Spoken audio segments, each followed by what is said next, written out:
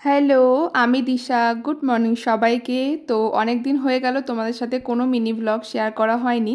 কারণ কয়েকদিন ধরে শরীরটা একদম ঠিক যাচ্ছে না, শরীরটা খুব খারাপ হয়েছে আমার। সেই জন্য আর কোনো মিনি ভ্লগই শেয়ার করা হচ্ছে না। কালকে রবিবার ছিল, ভেবেছিলাম সকালবেলা একটা ভিডিও করেছিলাম, তোমরা হয়তো দেখেছো।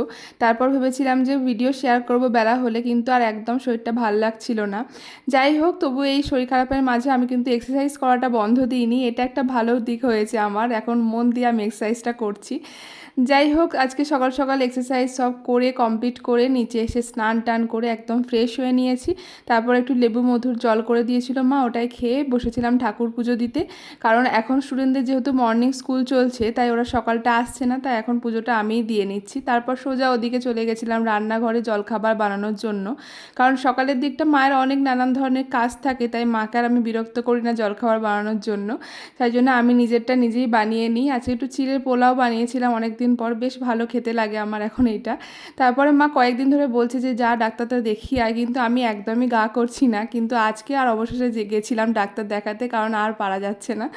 যাই হোক, ডাক্তার দেখাতে গিয়ে অনেক ভিড় ছিল, ওষুধ টষুধ নিয়ে ডাক্তার দেখিয়ে বাড়ি এসেছি। এসে মা খেতে দিয়েছে, ভাত খেয়ে নিয়েছি। খুব খিদে পেয়ে গেছিলো, অনেকটা দেরি হয়ে গেছিলো।